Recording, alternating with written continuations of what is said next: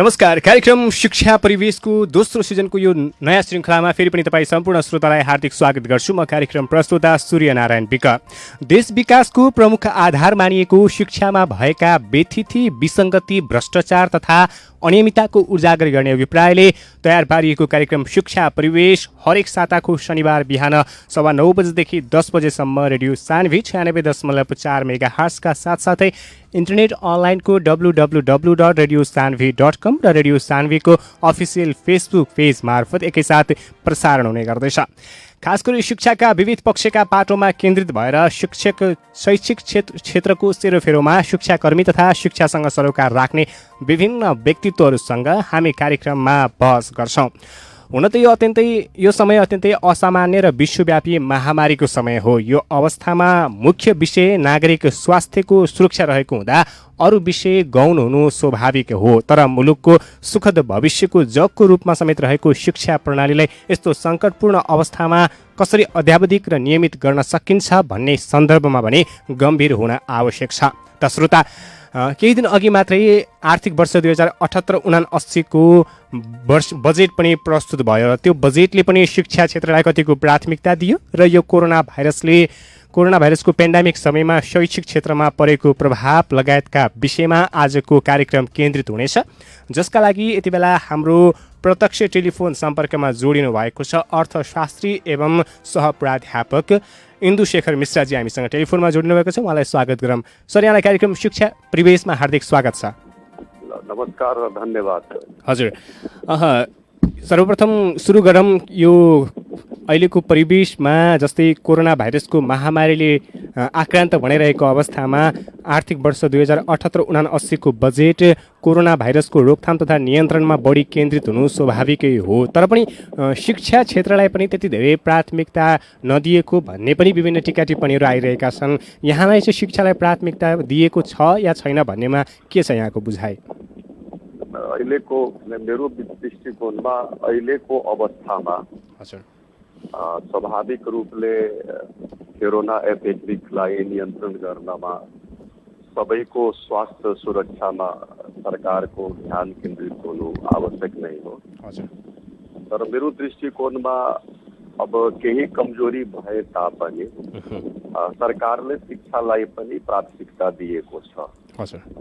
किनकि कुल बजेट आवन्टनमा सबैभन्दा बढी बजेटको आवन्टन शिक्षा क्षेत्रलाई नै दिएको हो।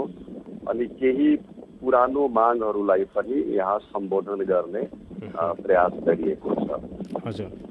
करिब 1,80 खर्ब रुपियाँ भन्दा केही बढी रकम नै शिक्षाको लागि छुट्याइएको हो, जो विगत वर्षको तुलनामा करिब 9 अर्ब भन्दा बढी रकम छुट्याएको हामी पाउँदछौँ।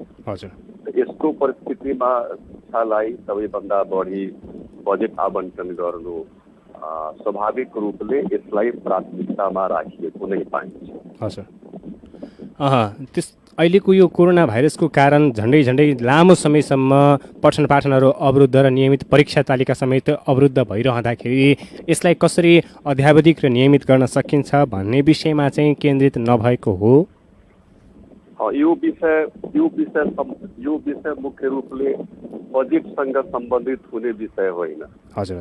यो शिक्षा मन्त्रालय, नेपालको सरकार र प्रादेशिक सरकार र स्थानीय सरकारको समन्वयमा वैकल्पिक शिक्षा प्रणाली चलाउने, जाँचहरू सञ्चालन गर्ने, त्यसको वैकल्पिक विधि अपनाउने, नीति र निर्देशन निर्धारण गर्ने काम मुख्य रूपले शिक्षा मन्त्रालय सम्बन्धित विश्वविद्यालयहरू लागिरहेको हुन्छ। स्वाभाविक रूपले यो विषयहरू बजेटद्वारा सम्बोधित हुने विषय होइन। यसको लागि शिक्षा मन्त्रालयले स्पष्ट नीति ल्याउनु पर्ने हो, विश्वविद्यालयले स्पष्ट नीति ल्याउनु पर्ने हो। जस्तै त्रिभुवन विश्वविद्यालयको भाइस चान्सलरले सम्बन्धित इकाइहरूलाई अहिलेको परिस्थितिमा वैकल्पिक प्रयोगद्वारा कक्षा सञ्चालन गराउने र परीक्षा सञ्चालन गराउने कार्यविधि बनाउनको लागि नीति निर्देशन दिइसक्नु भएको छ। तर अहिले हाम्रो शिक्षा मन्त्रालयले र शिक्षा मन्त्रालय अन्तर्गत सञ्चालन गर्ने जुन हाम्रो हायर सेकेन्डरी बोर्ड्स हो अहिलेसम्म कुनै खास निर्णय नलिएको कारणले यो अन्यलको वातावरण हामी भएको पाउँदछौँ। हजुर हेलो हजुर अब कुरा गरौँ जस्तै ब्रिगन्सको कुरा गरौँ, जस्तै यहाँ अर्थशास्त्रीको हिसाबमा हुनुहुन्छ र शिक्षा परिवेशको कुरा गरिरहँदाखेरि ब्रिगन्सबाट जुन रूपमा राजस्वहरू सङ्कलन हुन्छ यो देशकै प्रमुख आर्थिक एवं औद्योगिक नगरीको रूपमा पनि चिनिन्छ। ब्रिगन्सलाई चाहिँ बजेटमा उपेक्षा गरिएको हो भन्नेमा चाहिँ यहाँ सहमत हुनुहुन्छ कि नै? म बजेट समीक्षाको सन्दर्भमा नै 3 दिन अगाडि भरेको हो। हजुर हजुर। वीरगन्जलाई पूर्ण रूपले उपेक्षित गरिएको छ। उपेक्षित मात्रै होइन, वीरगन्ज जस्तो आर्थिक रूपले समृद्ध नगर जसलाई देशको आर्थिक राजधानीको रूपमा पहिचान दिएको हो। हजुर। अर्थमन्त्रीज्यूले पुरै बजेट भाषणमा 2-3 चोटि मात्र नाम लिनु, त्यो पनि हाम्रो वीरगन्जको नारायणी अस्पतालसँग केन्द्रित केही कार्यक्रमहरूको लागि। हजुर। अनि प्रधानमन्त्री महानगरीय विकास समितिको केही कार्यक्रमहरूको लागि मात्रै। यस क्षेत्रको जुन अस्पष्ट समस्याहरू छन् त्यसलाई सम्बोधन गर्ने गरी बेसिकली व्यापारिक र आर्थिक क्षेत्रमा बजेटमा कुनै पनि चर्चा गरिएको छैन। हजुर। जस्तै यहाँ एउटा ठुलो डिमान्ड हो, पहिलादेखि नै ठुलो डिमान्ड हो कि वीरगन्ज उद्योगमा करिब 700 भन्दा बढी उद्योगहरू सञ्चालनमा छन् सबै स्तरका। हजुर। जो हामी कहाँ रोजगार र राजस्व र आयको प्रमुख केन्द्र हो पुरै देशमा। त्यसलाई व्यवस्थीकरण गर्नको लागि नियम र नीति बनाउनु पर्ने हो, तर त्यसको बारेमा कुनै खासै कुनै कुरा आएन, कुनै कुरै आएन भने हुन्छ। अब उद्योगहरूलाई विस्थापित गर्ने नीति सरकारले दिएको हो कि हामी औद्योगिक क्षेत्र बनाउँछौँ, अब त्यहाँ तपाईँहरू उद्योग सार्नुहोस्, यसमा यो फेसिलिटी दिन्छु, यो फेसिलिटी दिन्छु, यो फेसिलिटी दिन्छु। हजुर। ठिकै यो जग्गा लिजमा दिन्छन्, तर यस्तो ठुलो ठुलो प्लान्टहरूलाई सार्नमा जुन लगानी हुने हो, जुन खर्च हुने हो, आखिर कसले बेहोर्नु पर्छ, कसले बेहोर्छ? हजुर। यसको बारेमा कुनै अस्पष्ट धारणा आएको छैन। हाम्रो जुन यो वीरगन्ज महानगरलाई जोड्ने एउटा वैकल्पिक सडक निर्माणको कुरा थियो, रिङ रोडको परिकल्पना, त्यसको बारेमा पनि बिना केन्द्रीय सरकारको सहयोगसँग यो सम्भव हुँदैन। त्यसको बारेमा पनि आएन होइन। यसैले मैले स्पष्ट भने कि वीरगन्जलाई अपहेलना पूर्ण रूपले अपहेलना गरिएको पाइन्छ मेरो दृष्टिकोणमा। शिक्षा क्षेत्रलाई प्रविधि मैत्री बनाउनु पर्छ भनेर विगतदेखि नै होडबाजी चलिराखेको छ, तर त्यो कतै कतै रूपमा केही कार्यान्वयन भए पनि अझै पूर्ण रूपमा कार्यान्वयनमा आउन सकिराखेको छैन। यसको विकल्पहरू के हुन सक्छन्, कसरी लैजान सकिन्छ यसलाई प्रविधि मैत्री? अब यो अनलाइन जसलाई अनलाइन या भिजुअल क्लासेस चलाउनको लागि सबै विद्यार्थीको घरसम्ममा इन्टरनेटको पहुँच हुन सक्नुपर्छ। सबैसँग एन्ड्रोइड मोबाइलको व्यवस्थापन हुन सक्नुपर्छ, ल्यापटपको व्यवस्थापन हुन सक्नुपर्छ। तर हाम्रो जुन सामाजिक र सांस्कृतिक र आर्थिक वातावरण हो, बेसिकली ग्रामीण क्षेत्रमा पढ्ने जति पनि विद्यार्थीहरू छन् उनीहरूसँग यो सुविधा उपलब्ध गराउन सक्ने कस्तो स्थिति हो हामी सबैलाई थाहा छ। त्यसैले हामीलाई अनलाइन क्लासेसहरू धेरै सफल। म तपाईँले आफ्नो अनुभव सेयर गर्न चाहन्छु। हजुर प्लिज। म आफ्नै अनुभव गर्न चाहन्छु। म अहिले दिनभरिमा 4-5 वटा अनलाइन क्लास लिन्छु विभिन्न क्लासेस, विभिन्न लेभलको क्लासेसहरू। प्रत्येक दिन क्लास चलिरहेको बेलामा अगर 30 जना विद्यार्थी आउँछन् भने क्लास अन्त भएको बेलामा 15 जना बाँच्छन्। यो वीरगन्जको कुरा म गरिरहेछु। भाइ सोच्नु भाइ किन तिमीहरू यस्तो गर्छौ त, सर के गर्ने, नेट कट्यो, लाइन कट्यो, फलाना गयो भने कति गार्जियनको क्षमता छ कि सप्ताहमा 300 रुपियाँको प्रत्येक दिनका बच्चालाई पढ्नको लागि 2G या 4G इन्टरनेट सुविधा उपलब्ध गराउने। यसैले सरकारले यसको लागि के गर्न सक्नुपर्छ भने एउटा ब्रोडब्यान्ड इन्टरनेट कार्यक्रमहरू 60% स्कुलसम्म ल्याउने कार्यक्रम आएको हो। तर विद्यार्थीहरूलाई सुलभ र सरल तरिकाले इन्टरनेटको सुविधा उपलब्ध गराउन सक्नुपर्ने हो। हजुर जस्तै तपाईँ हामी छिमेकी राष्ट्र भारतको कुरा गरौँ। भारतमा मैले एउटा जियो प्लान देखेको थिएँ एकचोटि, जियो कम्पनीको प्लान या एयरटेलको प्लान कि 149 रुपियाँ तपाईँको उसको महिनाको पैसा दिनुहुन्छ भने प्रत्येक दिन 1 GB डाटा युज गर्न सक्नुहुन्छ 28 दिन। हजुर हामी कहाँ के हो 260 रुपियाँ तिरेपछि 1 महिनाको लागि 3 GB डाटा पाउँछ। त यस्तो स्थितिमा यो वैकल्पिक प्रयोगद्वारा हामी पूर्ण रूपले शिक्षालाई विस्तार गर्न सक्छौँ, समस्या समाधान गर्न सक्छौँ। यो अत्यन्तै कठिन र जटिल रहेको मेरो धारणा हो। हजुर अहिले यो कोरोना भाइरसको पेन्डेमिक टाइमका कारण धेरै विद्यार्थीहरूको सबैको लगभग अहिले यो 2 वर्षसम्म ग्याप भइराखेको अवस्था छ र यसले पठन पाठनमा त अवरुद्ध पर्नुका साथसाथै उनीहरूको भविष्यको पनि के हुने हो भन्ने अन्यल पनि उत्पन्न गरेको छ। अब यसको उनीहरूमा मनोबल कस्तो किसिमको मनोबलको भावना आउन सक्छ? मनोबलको भावना विकास गर्नको लागि निश्चित रूपले उनीहरूलाई विभिन्न किसिमको क्रियाकलापहरूमा इन्भल्भ गराउन सक्नुपर्छ। एउटा भर्चुअल क्लास एउटा माध्यम हो। भर्चुअल क्लासको माध्यमबाट घरैमा बसेर तिनीहरू यो होम टास्क बनाऊ, यो होम टास्क बनाऊ उनीहरू दिनुपर्छ। सम्भव छ भने अब जस्तै अब त कोरोना एपिडेमिकको प्रभाव अलिक घट्न सुरु पनि भएको हो। हाम्रो वीरगञ्जमा त हिजो मैले देखेको थिएँ 2122 जना मात्र पोजिटिभ निस्के। तर हामी कहाँ त जो जाँच गराउन जानुहुन्छ उहाँहरूको रिपोर्ट मात्रै आउने हो, मास टेस्टिङको कुनै व्यवस्था छैन। तैपनि अब जस्तो सम्भव हो भने कुनै ठाउँ तोकेर स्कुलहरूले या शिक्षकहरूले साना ग्रुपलाई 4 जना 5 जनालाई सोशल डिस्टेन्सिङलाई देख्दै गर्ने 10 जना विद्यार्थीलाई सप्ताहमा 1 दिन बोलाउने, 2 घण्टा उनीहरूसँग इन्ट्रेक्सन गर्ने। यसले के हुन्छ विद्यार्थीहरूमा क्रियाकलाप गर्न सक्ने र उनीहरूमा पढाइप्रति जुन उदासीनता हुन्छ त्यो समाप्त हुन्छ। अनि पछि गएर हामी त्यसलाई व्यावहारिक रूपमा काम गर्नमा ल्याउन सक्छौँ। यस्तो अवस्थामा हजुर अभिभावकको भूमिका चाहिँ के हुन सक्छ? होइन, हाम्रो भूमिका त्यही न हो। जस्तै अब सानो टिम बनाउने होइन। जस्तै तपाईँ म आफ्नो एक्सपिरियन्स तपाईँले सेयर गरौँ। म विद्यार्थीहरूलाई अनलाइन क्लास गर्दाखेरि पहिला उनीहरूलाई सानो टिम बनाइदिन्छु 6 जना 7 जनाको।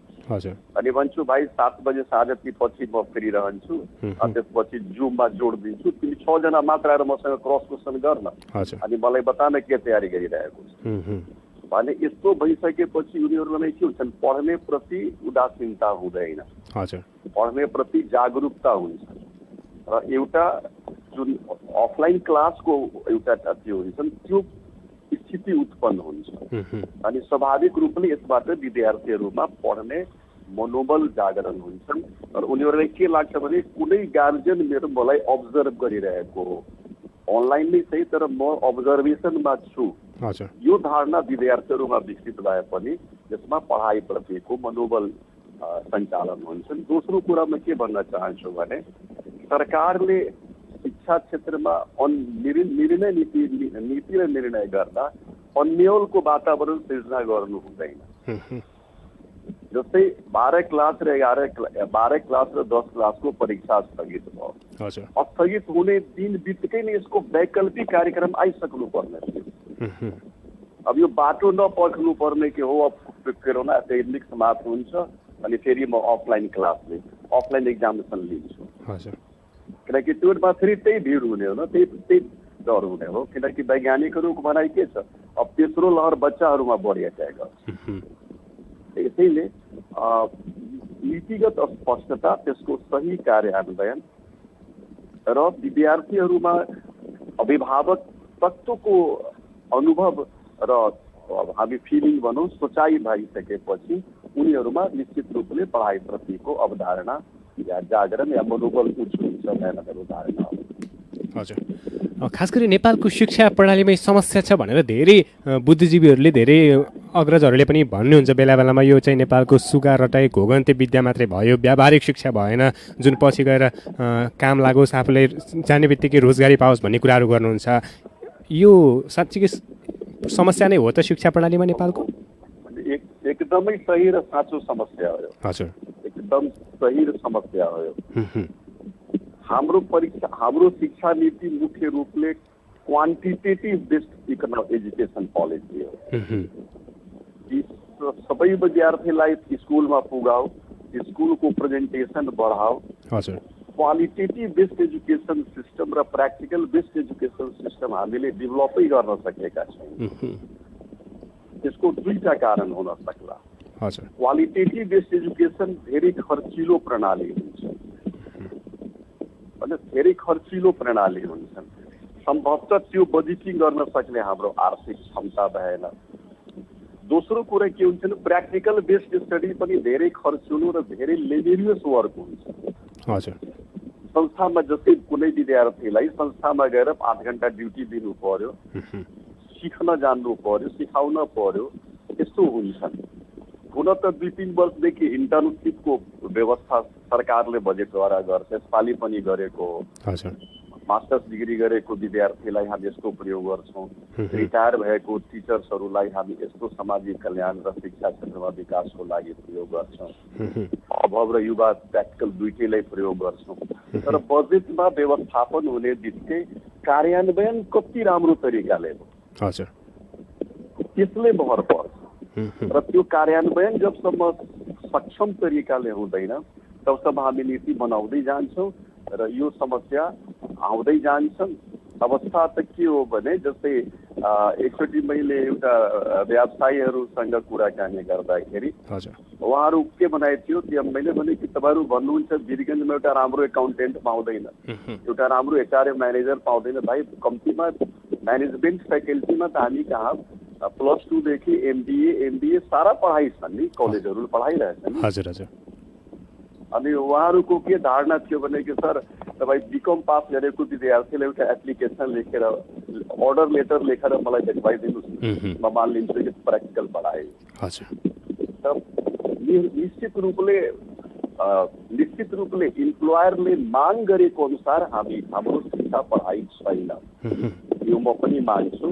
अब यसको लागि एउटा के हुन्छन् सोसियो कल्चरल परिवर्तन गर्नुपर्ने आवश्यकता हो।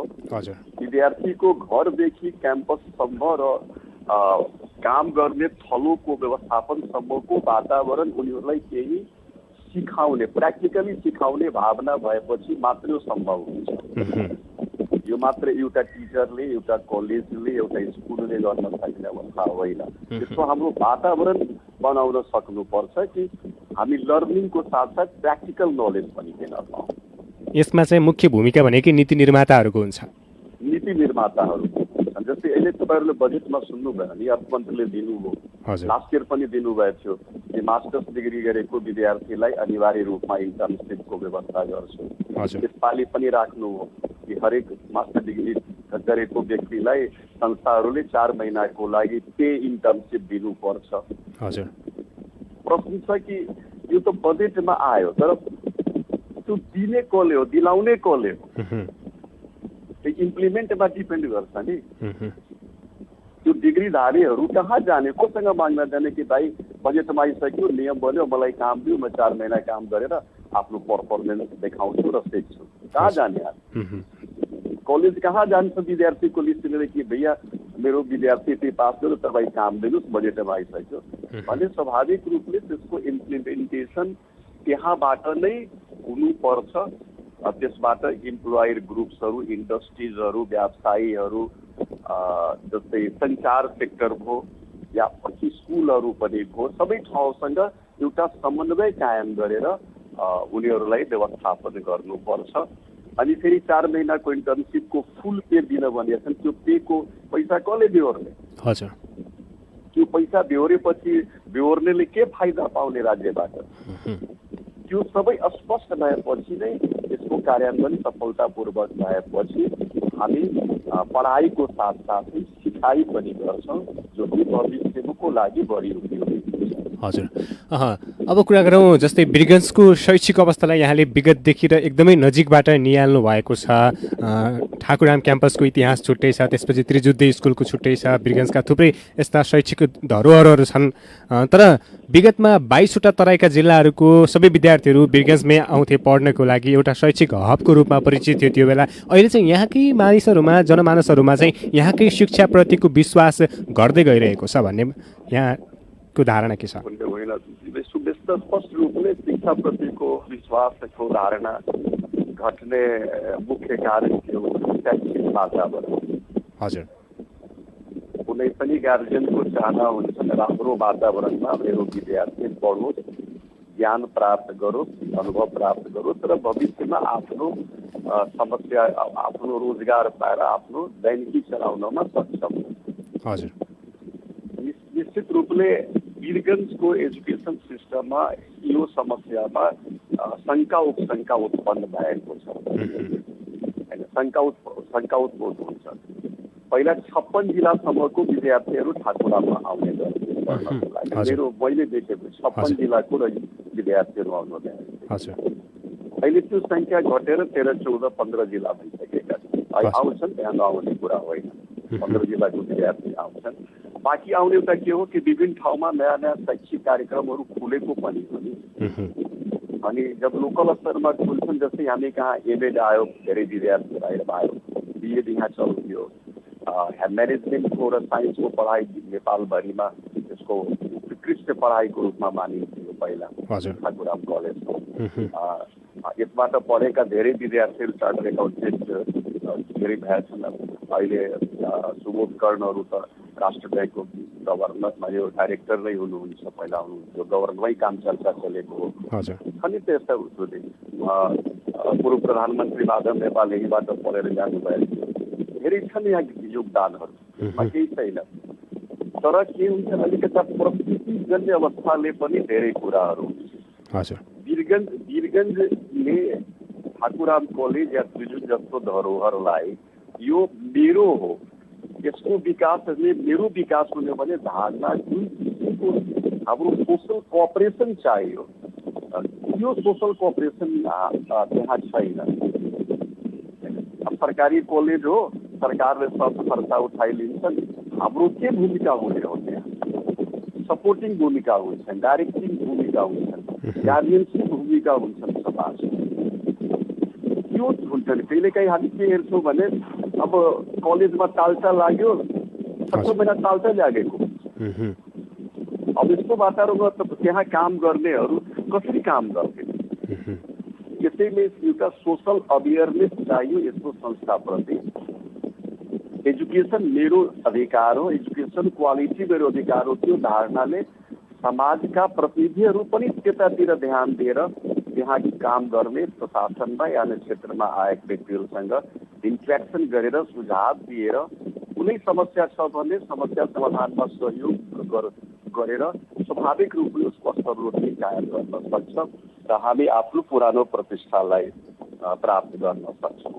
हजुर,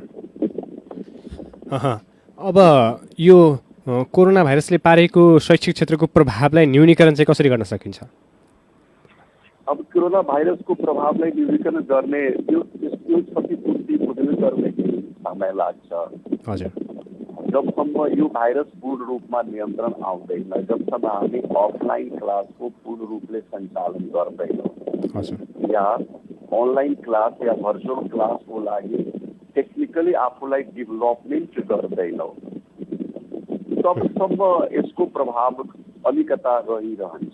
क्वालिटीमा पनि रहिरहन्छन्, क्वान्टिटीमा पनि रहिरहन्छ र यसको दूरगामी असर पनि हुन जान्छ। यो कारण हो। यसैले हामीले यसलाई दीर्घकालीन योजनाको रूपमा लिनुपर्छ। 5 वर्ष 10 वर्ष 5 वर्षमा हामी आफूलाई टेक्निकली डेभलप गर्छौँ कि कुनै पनि समस्याको समाधान शिक्षा क्षेत्रले विद्यालयहरूले गर्न सकोस्। त्यसपछि हामीले क्वालिटेटिभ इम्प्रुभमेन्टको लागि ध्यान दिनु पर्दछ र यसमा सबै पहुँच स्टेक होल्डर्सको भूमिका हुनुपर्छ। मात्र विद्यार्थी र टिचरले या प्रशासकले नभएर सम्पूर्ण स्टेक होल्डर जो उसँग जोडिएका हो उनीहरूको सहभागी भएपछि हामी केही वर्षमा 4-5 वर्षमा हामी यसको दुष्प्रभावलाई न्यूनीकरण गर्न सक्षम हुन सक्छौँ। हजुर, जस्तै यो पहिलो चरणको कोरोना भाइरसको कारण हामीले चाहिँ भर्खरै नेपालमा यो अनलाइन शिक्षा प्रणाली अलिकति भित्रियो भनौँ, त्यसबाट प्रयोगमा पनि आयो, अनि त्यसपछि फेरि बिस्तारै त्यो अवस्था पूर्ववत अवस्थामा नफर्किँदै फेरि दोस्रो चरणको भाइरसले फेरि त्यस्तै अवस्था बनायो। अब फेरि तेस्रो चरणको पनि पुष्टि भइसकेको भन्ने कुराहरू पनि छ, त्यो पनि आउन सक्छ। अब चाहिँ यसको वैकल्पिक उपायहरू चाहिँ पछि दीर्घकालीन रूपमा चाहिँ कसरी यसलाई उपयोग गराउन सकिन्छ? अब वैकल्पिक उपायहरूको लागि के गर्नुपर्छ भने एउटा त जो विद्यार्थी जहाँ छन् उसलाई सरल र सुलभ तरिकाले पहिला पनि भने इन्टरनेटको सुविधा हुनु पर्यो। सबै विद्यार्थीसँग त्यसलाई प्रयोग गर्ने उपकरण हुनु पर्यो। एन्ड्रोइड फोन हो, ल्यापटप हो, वा हामी भनौँ माने ल्यापटप हो, ट्याब्लेट्स हो, यो उपकरणहरू त्यसलाई प्रयोग गर्ने। हजुर, त्यसको प्रयोग गर्नको लागि उनीलाई शिक्षित गराउनु पर्यो, ट्रेनिङ दिनु पर्यो। त्यसको अपरेटिभ सिस्टमले गर्न सक्छ। त्यसको लागि भर्चुअल क्लास सञ्चालनको लागि प्रत्येक क्याम्पसेस स्कुलहरूमा क्लास ल्याबको स्थापना गर्नुपर्छ। अनि क्लास ल्याबको स्थापना गरिसकेपछि त्यहाँ सरहरूले पढाउने क्रममा त्यसको भिडियोग्राफी बनाएर जस्तै हाम्रो बुक्स लाइब्रेरी हुन्छ त्यस्तै भिडियो लाइब्रेरी हुनु पर्यो कि कसैको क्लास छुट्यो भने त्यो दिनको लेक्चर उसले लाइब्रेरीबाट त्यो भिडियोग्राफी निकालेर त्यसलाई आफ्नो कम्प्युटरमा हेरेर अध्ययन गर्न सकोस्। यो प्रणाली डेभलपमेन्ट गएपछि मात्र हामी कहाँ भर्चुअल क्लास पूर्ण रूपले सफल हुन्छ। तर पहिले सुरुमै तपाईँलाई बताए यो प्रणालीको लागि ठुलो लगानीको आवश्यकता हो। ओके, सबैसँग नेटको पहुँच, सबैसँग त्यसका उपकरणहरू उपलब्ध हुनु, कलेज स्कुलहरूमा प्रत्येक ठाउँमा ल्याबहरू निर्माण हुनु।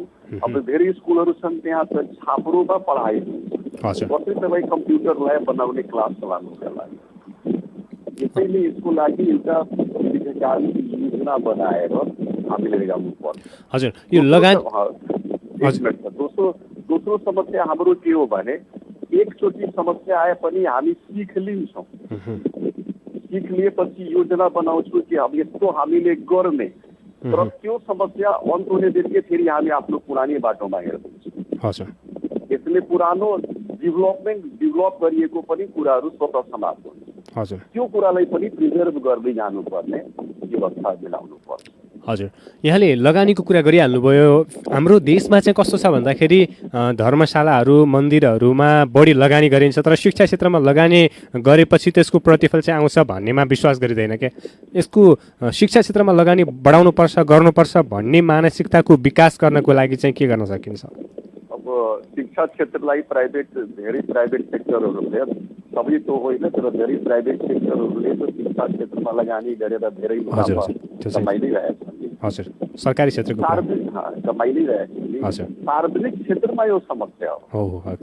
दोस्रो के हो, प्राइभेटली म्यानेज स्कुलहरूमा जुन ग्रामीण सेक्टरमा छन् या शहरी सेक्टरमा छन्, जो कमजोर शिक्षित वर्गहरूद्वारा सञ्चालनमा आइरहेका छन्, उनीहरूसँग केही छैन। लास्ट इयर तपाईँहरूलाई थाहै होला कि लास्ट इयर वीरगञ्जमा 300 स्कुल बन्द हुने अवस्थामा पुगिसकेका छन्। बिचमा 4 महिना खुलेपछि अलिकता फेरि गार्जियनले फिस बुझाएर उनीहरू चल्यो, फेरि बन्द भयो, कहिले खुल्छ कहिले चल्छ भन्ने यस्तो सेक्टरलाई पनि सरकारले हेर्नु पर्यो। सार्वजनिक संस्थाहरूप्रति समाजको धारणा एकदमै आर्थ नेगेटिभ। जस्तै तपाईँले त्रिजुदको कुरा उठाउनुभयो, ठाकुरामको कुरा उठाउनुभयो, यस्ता त धेरै हाम्रो सार्वजनिक कलेज स्कुल र कलेज एउटा मात्र ठाकुराम र नर्सिङ कलेज हो, अरू त छ नि धेरै ठाउँमा। त्यहाँ हामीले स्रोतको पैसा लगानी गरेर केही क्लास भवनहरू बनाइदिने, केही ल्याब अप टु डेट गराइदिने, यतातिर आश्वासन त आउँछन् तर व्यावहारिकतामा हामी केही हेर्दैनौँ। जस्तै तपाईँ ठाकुराम कलेजमा जानु, त्यसको सारा अगाडिको बिल्डिङ जर्जर भइसकेका, भूकम्पमा धेरै चर्को परेको, अहिले पनि चर्को परेकै हो। हजुर। त्यसको पुनर्निर्माणको लागि न त केन्द्रले सहयोग गर्यो, न त विश्वविद्यालयले खासै मद्दत गर्यो, न त हामी कुनै मद्दत गर्न सक्छौँ। हजुर। अब यो स्थिति हो। हजुर। अब हामी लगभग अन्त्यमा पनि छौँ। विषयवस्तुहरू त थुप्रै छन् तर समय एकदमै अभाव छ। त्यसकारण अन्त्यमा रेडियो सान्वी 96.4 मेगाहर्ज र रेडियो सान्वीको अफिसियल फेसबुक पेजबाट सुनिरहनुभएका सम्पूर्ण श्रोताहरूलाई चाहिँ के सन्देश दिन चाहनुहुन्छ यहाँले? एकचोटि सन्देश दिन चाहन्छु, शिक्षा हाम्रो आधारभूत आवश्यकता हो। शिक्षित समाज नै सभ्य समाज हुन्छन्, शिक्षित समाज नै प्रशिक्षित समाज हुन्छन् र शिक्षाले नै हामीसँग न कुनै साधन भएपछि पनि आफूलाई विकसित गर्न सक्छौँ। जस्तै जापानले आफूलाई गर्यो भने निश्चित रूपले हामी सबैको योगदान आफ्नो ठाउँबाट आफ्नो रूपमा यसको विकास, संरक्षण र सम्वर्धनको लागि होस् भन्ने मेरो यही चाहना रहेछ। श्रोता भाइ बहिनीहरूसँग रिक्वेस्ट रहेको म भन्न चाहन्छु। हस्, आजको यो शनिबारको दिन अरू कामहरू पनि थियो होला नि, सायद शनिबार यस्तो गर्छु भनेर त्यो कामहरूलाई पनि थाँती राखेर हामीलाई उपलब्ध गराउनु भएको यो महत्त्वपूर्ण समय र महत्त्वपूर्ण संवादको लागि यहाँप्रति एकदमै आभारी छु सर। म पनि आप तपाईँहरूप्रति आभार र धन्यवाद दिन चाहन्छु। आफ्नो विचार तपाईँहरूको माध्यमबाट आफ्नो सबै ठाउँमा पुर्याउन सफल भयो। धन्यवाद। हस्, धन्यवाद। आदरणीय श्रोताहरू, कार्यक्रम शिक्षा परिवेशको आजको श्रृङ्खलामा हामीले अर्थशास्त्री एवं सहप्राध्यापक आदरणीय इन्दुशेखर मिश्राज्यूसँग खास गरी आर्थिक वर्ष 2078-79मा शिक्षा क्षेत्रको प्राथमिकता र कोरोना भाइरसको कारण शिक्षा क्षेत्रमा परेको प्रभाव लगायतका विषयमा केन्द्रित भएर कुराकानी गऱ्यौँ। हाम्रो कार्यक्रम तपाईँलाई कस्तो लाग्छ? कृपया सल्लाह सुझाव र प्रतिक्रिया दिन नभुल्नुहोला। फेरि अर्को साता फरक अतिथि र फरक विषयवस्तुका साथ उपस्थित हुने बाचा गर्दै अहिलेलाई भने प्रविधिका सत्येन्द्रलाई धन्यवाद दिँदै म कार्यक्रम प्रस्तुता सूर्य पनि कार्यक्रम शिक्षा परिवेशबाट बिदा हुन्छु। सुन्दै गर्नुहोस् रेडियो सान्वी 96.4 मेगाहर्ज। नमस्कार, शुभ दिन।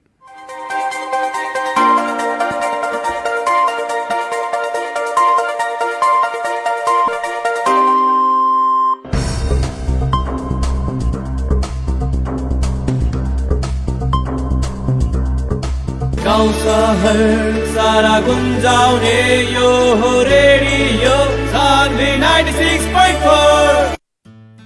परदेश 2 कै पहिलो बिरगज हट एन्ड